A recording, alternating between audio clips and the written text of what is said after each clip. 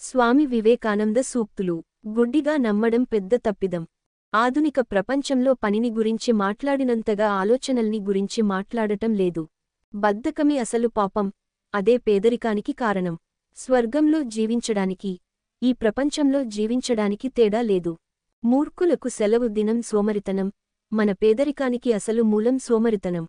వైవిధ్యమే జీవితపు ఆత్మ. ధనం శక్తి కాదు, మంచితనమే శక్తి. పరిస్థితులకు ఆత్మ, ప్రజలకు మత్తు మందు. భౌతికంగా అనారోగ్యవంతుడికి ఏ మతము అంగీకారం కాదు. మనం జీవితంలోనూ, అదృష్టంలోనూ, మతంలో కూడా వ్యాపారస్తులమే. మనల్ని కరులగా మార్చేది మతమే, అత్యంత సాత్వికులుగా మార్చేది మతమే. ప్రపంచంలో కోర్కెలే లేని మూర్ఖులు ఉంటారు. దానికి కారణం వాళ్ల మెదడు లోభభూయిష్టం కావడమే. నిరుపేదల కష్టాలను చూచి ద్రవించే హృదయం కలవాడే మహాత్ముడు. ప్రతి జాతి, ప్రతి స్త్రీ, ప్రతి పురుషుడు తమ మోక్షసిద్ధికి తామే ప్రయత్నించాలి. చాలా మందికి మోక్షం కావాలా అంటే అవునంటారు. కాని కొందరే పొందగలరు. మనం గ్రహించాల్సింది సమాజానికి మోక్షం లభించనిదే వ్యక్తిగా మోక్షం కలుగదు.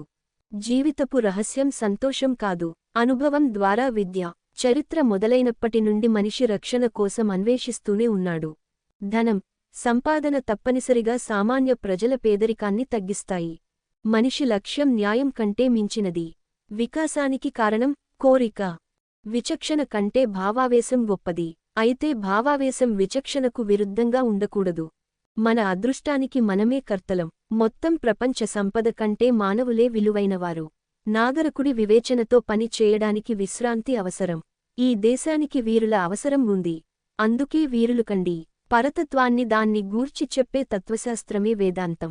ప్రతి విజ్ఞాన శాస్త్రానికి దాని విధానం దానికుంది. మనం సంతోషపడే విషయాలు ఎప్పుడూ మారుతూ ఉంటాయి. ప్రతి మానవజీవికి అనంతమైన సంతోష భావన ఉంటుంది. మతానికి కులం లేదు. కులం ఒక సామాజిక వ్యవస్థ.